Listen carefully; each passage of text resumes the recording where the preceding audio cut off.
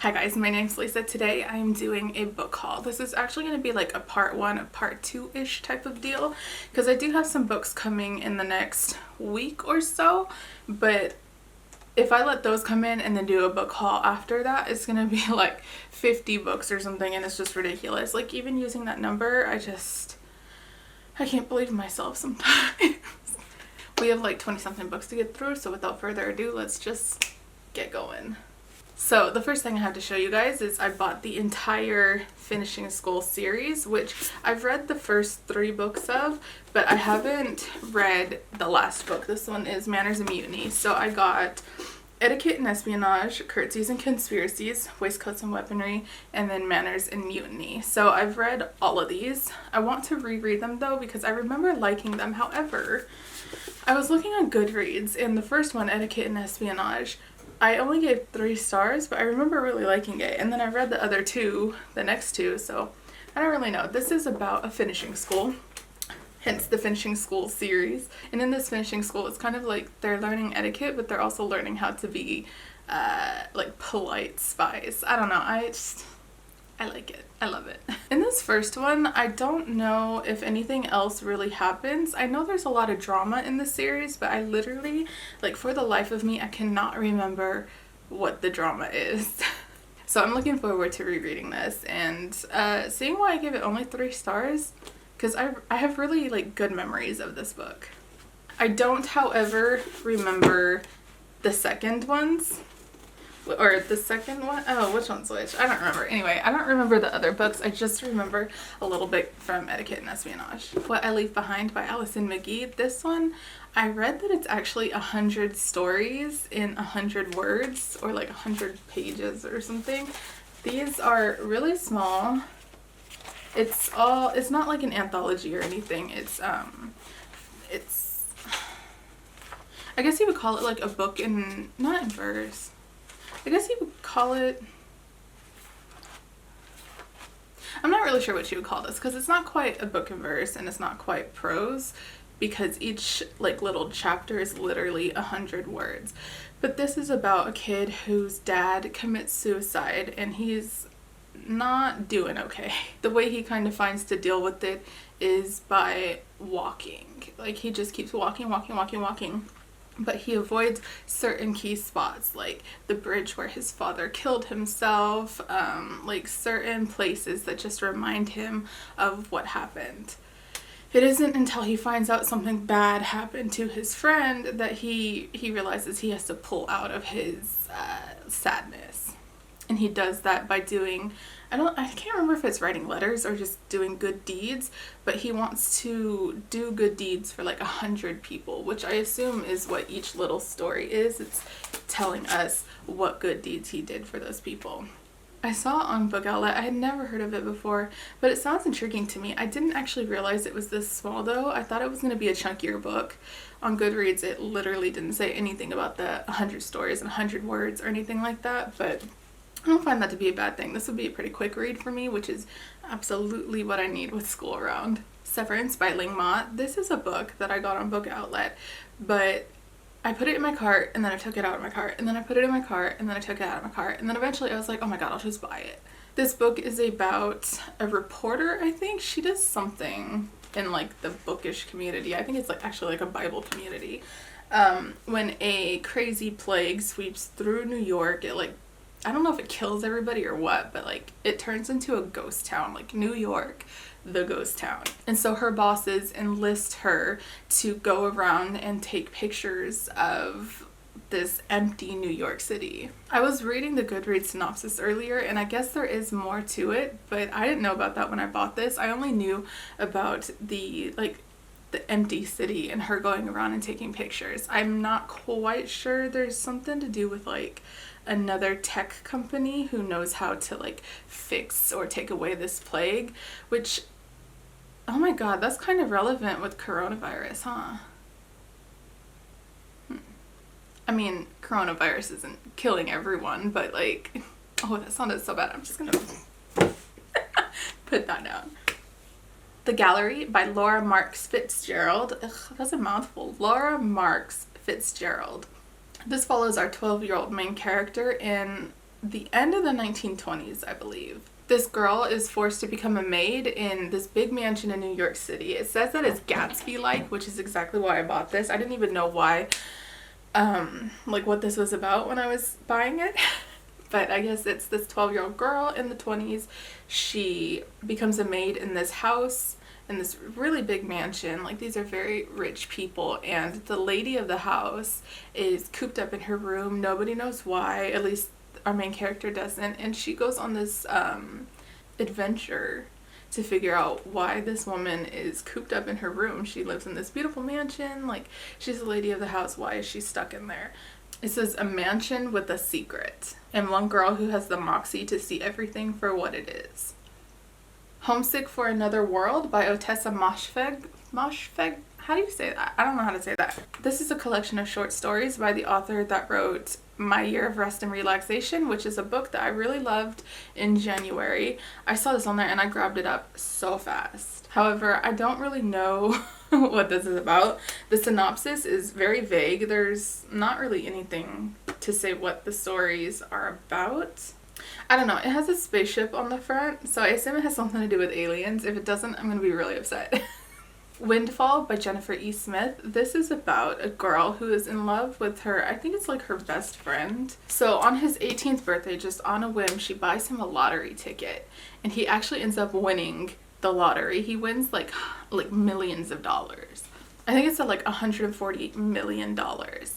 So at first they think this is a win, but it changes their lives, and not necessarily for the better. And this book is about them trying to fix their friendship. And I don't know, I'm assuming they start like an actual relationship, but him winning the lottery eventually kind of tears them apart, and this book is about them trying to find their way back to each other. I think this is a pretty old book. It was published in 2017, so it's not really that old of a book.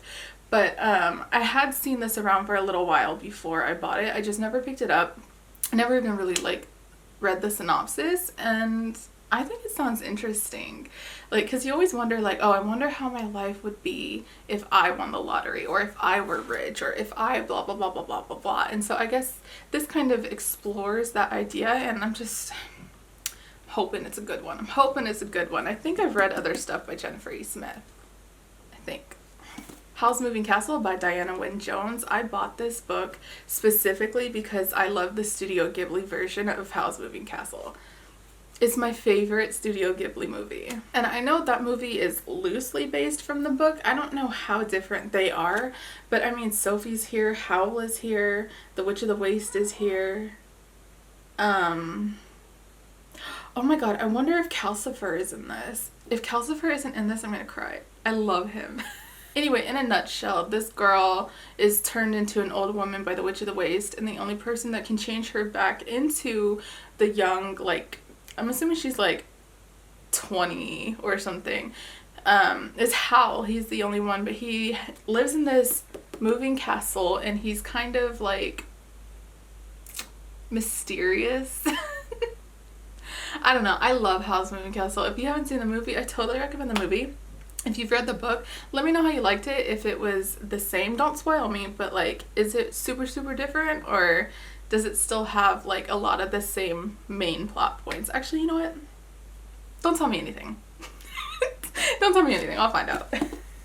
Flame in the Mist by Renee Ahdieh. This book, okay, so the first time I heard of it, it was on like a book haul or something, and somebody likened it to Mulan. And then I read a Goodreads review that said, if you're coming to this book thinking it's a Mulan retelling, like it's not. For one, it's Japanese, not Chinese. That same review was like, it's more like Robin Hood. I was like, huh? Because I think this is like a revenge story or something. So we follow our main character, Mariko. She is betrothed to a man that she's never met before. She has to go to the palace, the imperial palace, to get married when they're attacked by this group called the Black Clan. And yeah, I guess they're just trying to kill her. Anyway, I think somebody dies, I'm not really sure, and after this she is, you know, a samurai on a revenge mission. Oh, I forgot to mention the most important part. She's going around acting like a boy. That's the reason why people kept likening it to Mulan. I don't know how accurate that is. I don't even know if Renee Ahdieh was like thinking about Mulan when she wrote this. Either way, I like Japanese culture just as much as I like Chinese culture, just as much as I like Korean culture or American culture or whatever. So I'm excited for this no matter what. Although I have heard some mixed things about it. But we won't talk about that. Okay, we're through with the first stack. We have one more stack. I think that's it. Yeah, I tried to split it up pretty evenly. So this next book I'm really excited for because I have all of the previous books in the series, and that is A Map of Days by Ransom Riggs. This is number... Well, it doesn't... Oh, it says right here, the 4th novel in the Miss Peregrine series. This one is chunky. Like, if you compare it to the first one... So, like, this is the first one. This is the 4th one. They are different in chunkiness. And I like literally was not expecting that with this book. I was expecting it to be thinner like the first book. But I'm not complaining. I don't actually know what happens in this book because I've only finished the first book. So yeah, I haven't read the synopsis for anything. Like I haven't read the synopsis for the second one or anything like that because I don't really remember the first book that well and I haven't watched the movie. So I'm gonna have to reread the first book and I'm gonna go into it with fresh eyes basically because I've read it so long ago. I think I read the first Miss Peregrine's book close to the time that it came out actually. I think I checked it out from the library. So I'm excited for this one though because it is like a concept that I really, really love. I don't have the most recent book, The Conference of Birds, but we'll get there. I mean, I gotta start reading before I can justify buying that one, you feel me? Oh, I just had to crease the dust jacket of this. Ugh. Next is Anna K by Jenny Lee. This is a Anna Karenina retelling that takes place in Manhattan.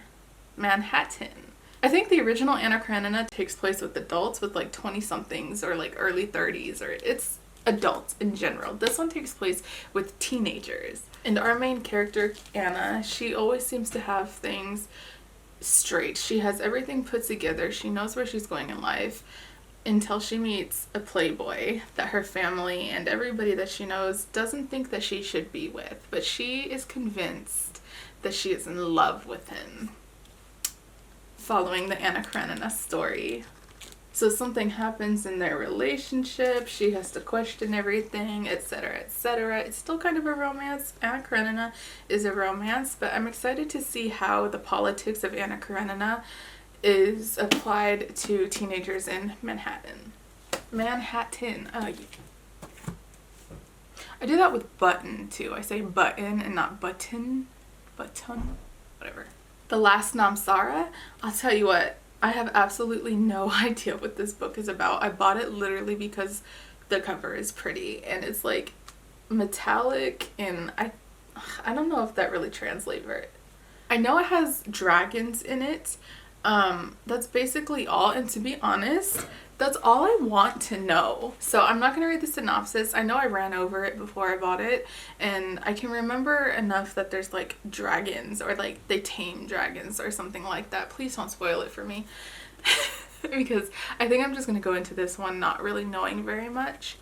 But oh my god, the cover is so pretty. Somewhere Only We Know by Maureen Gu. This book follows a K-pop star. I think it's told from dual perspectives, so the K-pop star and the guy that she meets. I get the impression that it takes place over a short period of time because it has timestamps here like 10 p.m., 11 p.m., 12 a.m.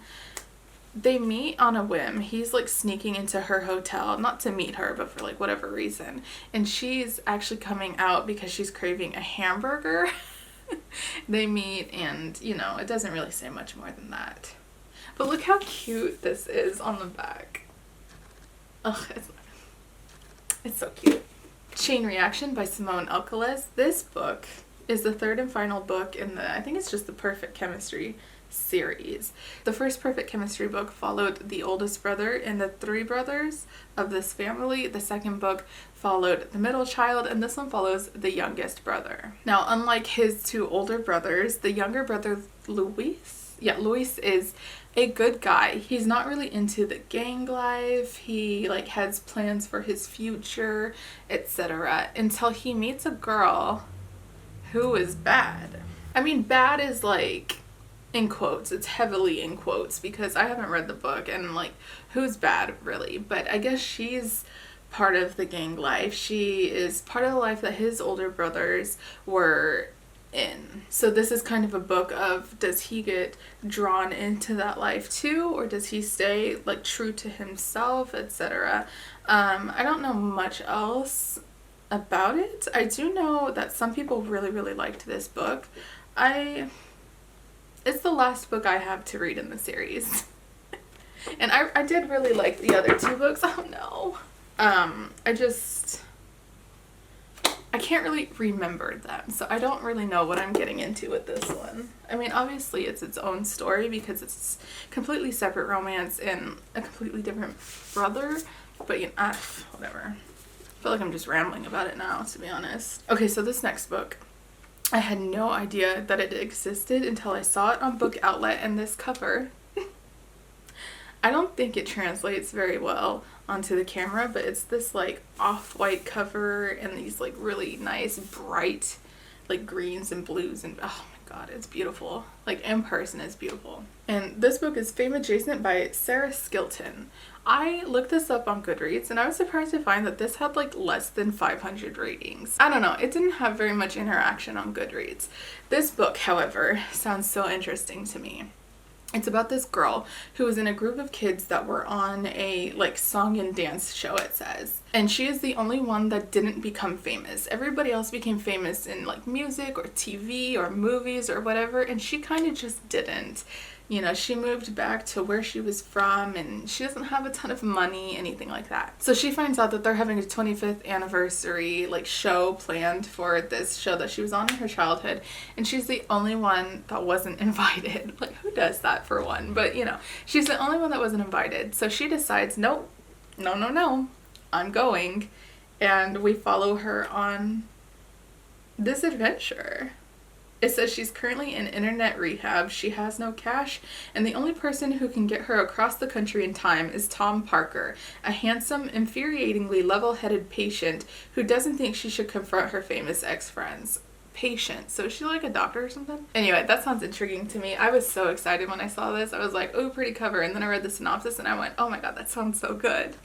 Hopefully it is. Because this is like, I don't really do like rating predictions, but if I did, this would be like a legit 5-star prediction for me. I'm really excited for this. So the next couple of books are books that I sipped the Kool-Aid for. I bought into the hype.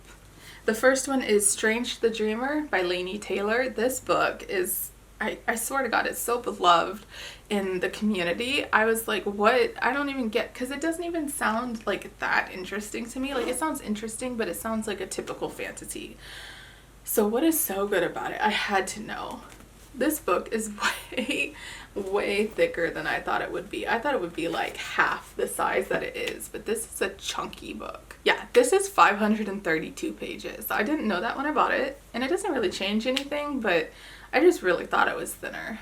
This book, I have no idea what this is about. This is another one of those books that I just want to like get into without really having much like frame of reference for it, just because so many people have loved it, and I know I've seen people who didn't love it, but so many people have that I don't feel like I need to read the synopsis and confirm that I'll like it in order to read it, because it is the type of genre that I am usually attracted to.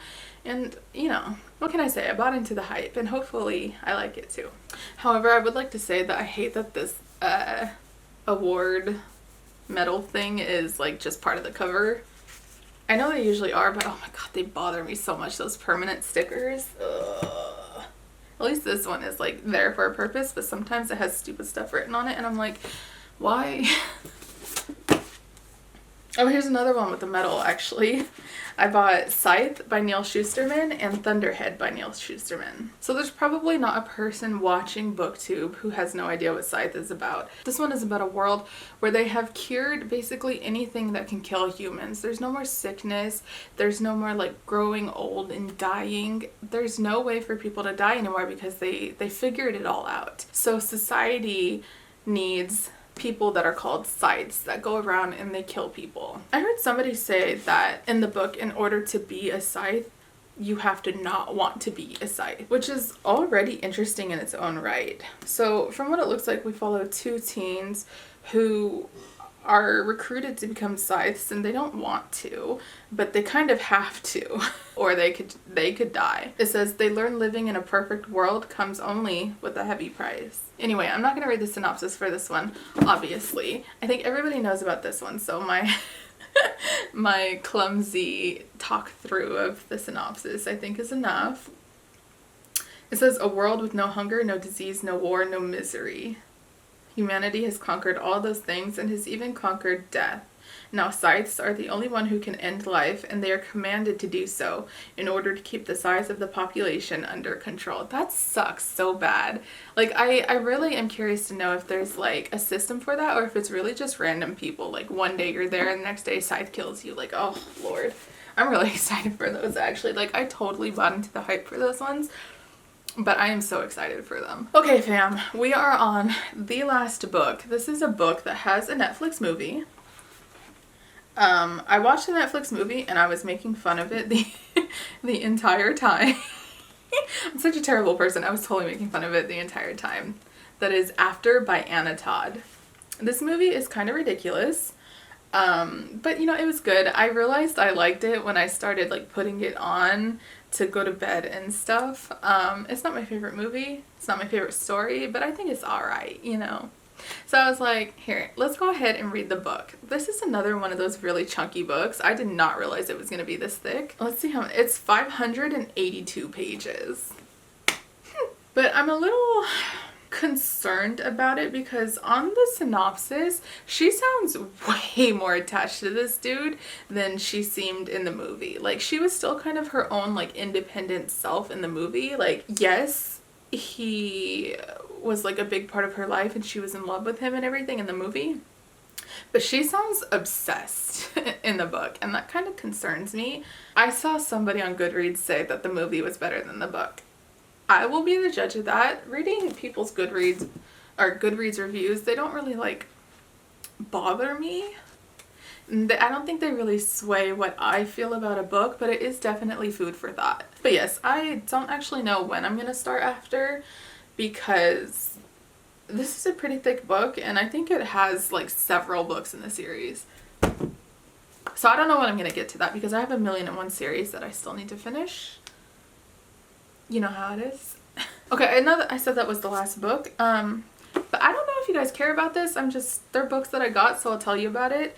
I bought a couple of books for school. So I bought The Narrative of the Life of Frederick Douglass, and then I bought Covering by Kenji Yoshino. These are both books that I bought for school, so I'm not really going to get into the synopsis or anything, but this one I bought for history, and then Covering I bought for an English class of mine. I had thought about not counting them on Goodreads, but then I figured, like, why not? Like, they're novels. Well, this one's nonfiction. Well, this one is nonfiction too.